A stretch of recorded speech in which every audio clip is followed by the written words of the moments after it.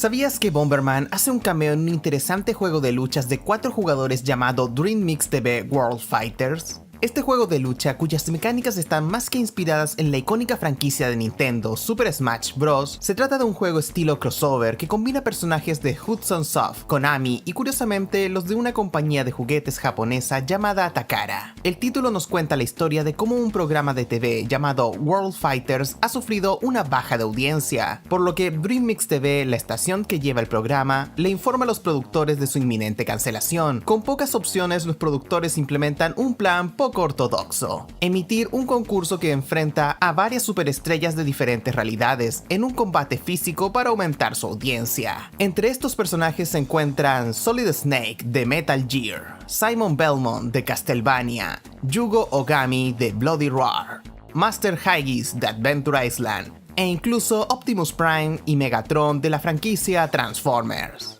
La franquicia de Bomberman es famosa por considerarse siempre una serie de juegos divertidos diseñados para ser disfrutados en familia. Sin embargo, algunos de sus juegos contienen material o contenido eliminado por ser considerado racista, controvertido y hasta vulgar. Comenzando con Super Bomberman de 1993, el juego posee un cambio poco notorio entre su versión original japonesa y su versión occidental. Un enemigo de la tercera etapa del juego, llamado Mogu-chan, sufrió un par de cambios en su localización. Este perdió la boca y su esquema de color cambió de marrón y rojo a verde y púrpura. Probablemente esto se debió a que el diseño original podría interpretarse como un estereotipo racial negativo a los afroamericanos. Digo, solo mírenlos. Y como se imaginarán, cosas como estas eran un motivo típico de censura en aquella época. Pero esta no sería la única vez que ocurriría esto. 9 años después del juego que acabamos de mencionar, en Bomberman Generations del año 2003, una situación similar sucedería con un enemigo que aparece en los primeros niveles del juego, siendo en este caso una especie de pulpo nativo que nos atacará con lanzas. Estos son de color morado con grandes labios rosados. Sin embargo, dentro de los archivos del juego podemos encontrar texturas sin usar de este enemigo, que muestra que originalmente eran de color marrón, cosa que fue cambiada por las razones ya antes mencionadas. Aunque hay algo aún más infame que esta censura, el secreto que contiene el juego Atomic Bomberman del año 1997 es mucho más inédito y sin precedentes. El desarrollo de Atomic Bomberman fue algo inusual desde su comienzo, ya que fue el primer juego de la saga desarrollado en Norteamérica. El juego fue producido bajo la licencia de Hudson Soft por Interplay Productions, estudio conocido por ser los creadores de juegos icónicos como Alone in the Dark y Fallout. En algún momento del desarrollo, los actores de doblaje que hacían los clips para los personajes del juego decidieron grabarse a sí mismos diciendo un montón de blasfemias y obscenidades que eventualmente serían ocultas dentro del archivo del juego. Los actores de doblaje que hicieron esto fueron los prolíficos Billy West y Charlie Adler, conocidos por interpretar a famosos personajes de series animadas por más de 2 décadas. Estas líneas incluyen frases como si son menores de edad, tápense los oídos. ¿A quién engaño? No lo van a hacer y seguramente escuchan cosas peores en sus casas. Ah, shit! Shit! Shit! I'll bust your ass. I'll bust your ass! I'll bust your ass! Oh no! Fuck me! I am so fucking proud of you I could just shit! Esto sin duda es un tanto curioso, ya que obviamente estos clips fueron agregados al juego sin consentimiento de los productores, ya que si la ESRB hubiera tenido conocimiento de ello, el juego se hubiese clasificado automáticamente como un juego para adultos, sin importar que dichos audios estuvieran ocultos. Los orígenes de la saga de Bomberman son sin duda muy interesantes y están llenos de curiosidades. A pesar de que popularmente se cree que el primer juego de Bomberman fue la versión que todos conocemos para la Famicom del año 85, la verdad es que el primer juego de la saga tuvo lugar en el año 1980 y se diseñó puramente para servir como una demostración de la tecnología de Hudson Soft. Esta versión temprana del juego nos muestra a un personaje humano cuyo objetivo es destruir a una serie de enemigos que consisten en globos malvados. Y en 1983 tendría un lanzamiento en pequeña escala para numerosas marcas de ordenadores personales de la época. A pesar de que esta inédita versión de Bomberman nunca llegó a los países occidentales, curiosamente una versión censurada de este juego sería lanzada en Europa, para los ordenadores personales MSX y ZX Spectrum. Esta versión era idéntica a la japonesa, pero eliminando los rostros de los enemigos, haciendo que estos parezcan simplemente globos, y conllevando que el título se llamara en este continente Eric and the Floater Floaters,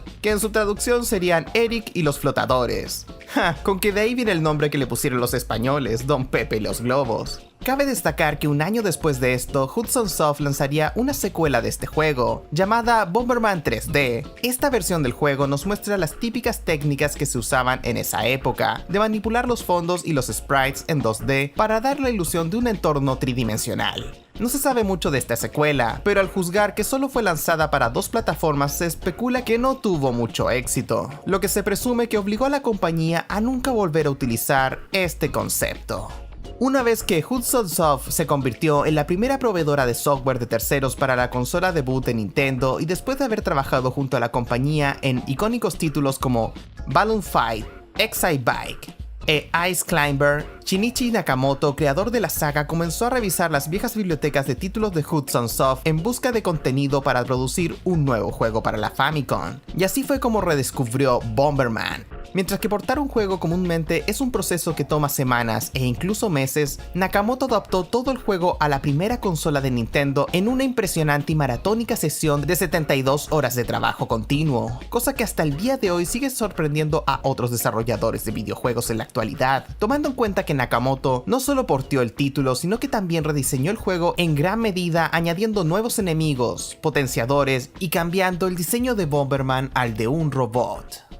Para ahorrar tiempo y dinero durante este proceso, Nakamoto reutilizó el sprite de los enemigos del juego Loud Runner para crear el sprite de Bomberman. Sin embargo, esto no sería la única conexión entre estos dos icónicos juegos de NES. Load Runner es un plataformero que posee una larga historia con respecto a su desarrollo. Fue un juego diseñado por el ahora fallecido Douglas E. Smith, originalmente para Apple II, y fue un título tan innovador en su época que rápidamente se hizo popular a nivel internacional. Hudson Soft fue la compañía encargada de portear el juego para la NES, y Shinichi Nakamoto no solo se encargó de esta tarea, sino que también se encargó de establecer una conexión entre Bomberman y Load Runner.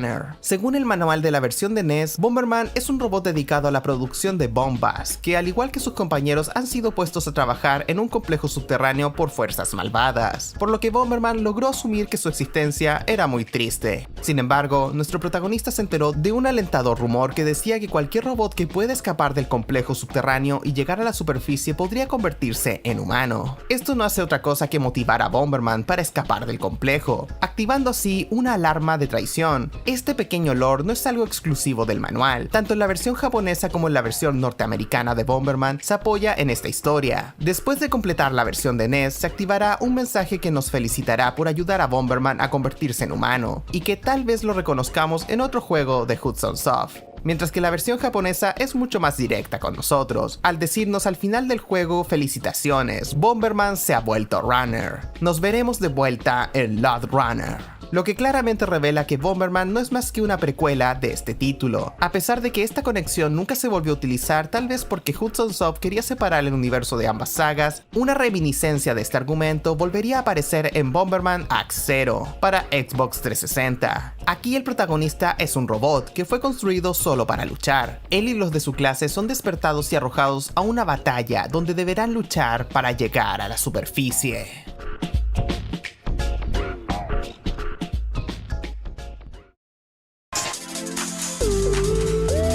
Entre el gran catálogo de juegos que posee la franquicia de Bomberman, uno de los juegos más inéditos y menos documentados de la saga sin duda es Virtual Bomberman.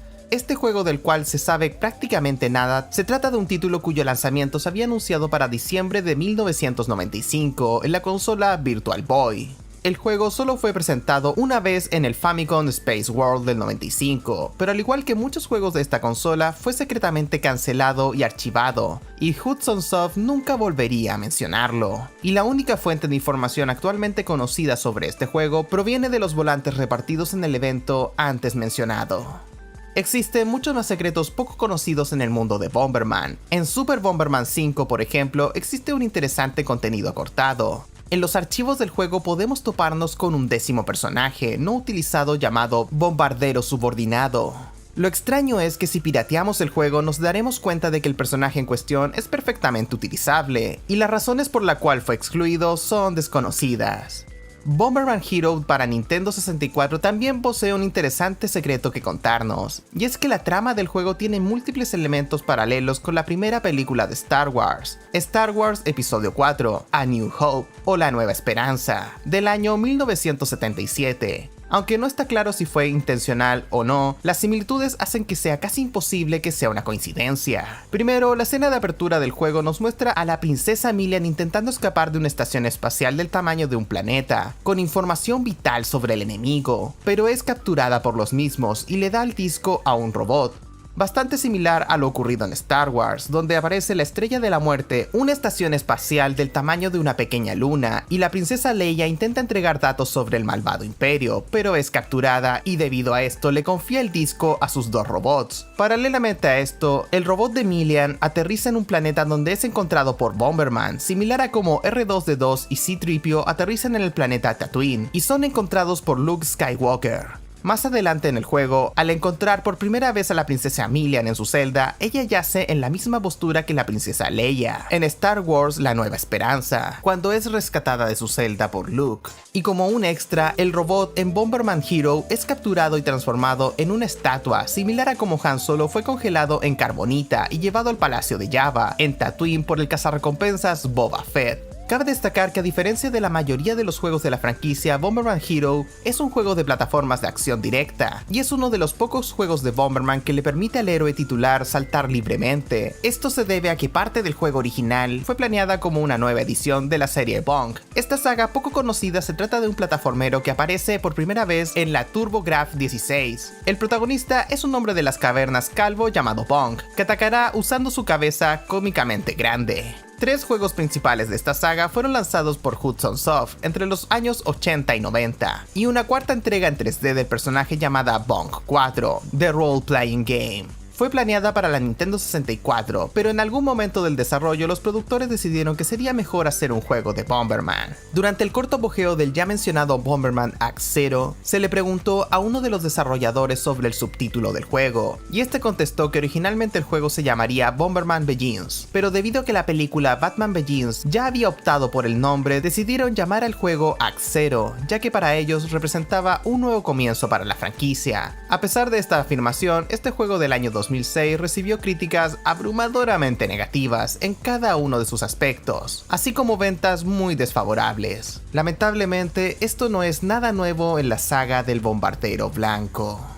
A lo largo de los años, y a pesar de ser una franquicia no tan popular como otras del mercado, la saga Bomberman se las ha arreglado para ejercer una línea de más de 50 títulos desde sus inicios en los años 80. Mientras que la mayoría de estos juegos fueron desarrollados por Hudson Soft, muchos otros fueron producidos por estudios colaboradores que intentaban llevar la franquicia a otro tipo de géneros diferentes y a todo tipo de plataformas distintas, mostrando así la poca consistencia de la saga y sus repetidos intentos por encontrar su lugar en el mercado. Tenemos como ejemplo de ello desde juegos de carreras, juegos de puzzles, plataformeros en 2D, plataformeros en 3D, juegos estilo RPG, juegos centrados en el multijugador online, incluso hubo un juego del género de deportes llamado Bomberman Hardball, título que combinaba 4 modos de juego en uno, entre ellos golf, béisbol, tenis y un modo clásico y estándar para las personas que creían haber comprado un típico juego de la saga. A pesar de esto, Hudson Soft logró hacer que la saga continuara en pie, desarrollando numerosos juegos del personaje para todas las plataformas posibles hasta el año 2011, donde lanzaría al mercado Bomberman Live Battle Fest, el último juego de la franquicia publicado por Hudson Soft.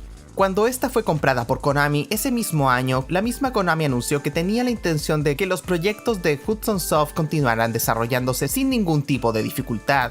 Sin embargo, esto no fue cierto. La mala relación y comunicación entre ambas compañías hizo que el futuro de la saga Bomberman fuera en declive. A comienzos del año 2011, Konami presentó lo que sería un nuevo juego de la saga llamado Bomberman 3DS, el cual fue mostrado en la E3 de ese mismo año. Pero rumores decían que este juego, junto con otro gran número de títulos para múltiples plataformas que estaban siendo desarrollados por Hudson, habían sido cancelados. Y en el año 2015, Konami vendió el edificio de Sapporo, que durante mucho tiempo había sido la sede de Hudson Soft. Pero descuida. Después de varios años de ausencia y a pesar de todo, la saga Bomberman tuvo un final feliz. En el año 2017, Super Bomberman R fue lanzado, siendo este el primer título principal en más de una década. Un representante de Konami explicó que la R en el título simbolizaba el regreso y el renacimiento de la saga, lo que la verdad no suena nada mal, tomando en cuenta que el juego vendió ya 1 millón de copias y ha recibido críticas en su mayoría positivas. Esperemos que este sea el verdadero resurgimiento para la franquicia de Bomberman.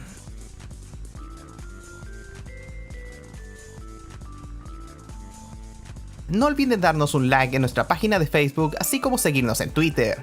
No olviden activar la campanita para que YouTube les notifique cuando subamos un nuevo video. Yo soy Francesco del canal Francesco Channel, y si te interesa el contenido relacionado con videojuegos, te invito humildemente a que pases por mi canal. Sé que encontrarás varios videos que te van a interesar. Y ya sin más nada que agregar, me despido y nos veremos en el siguiente.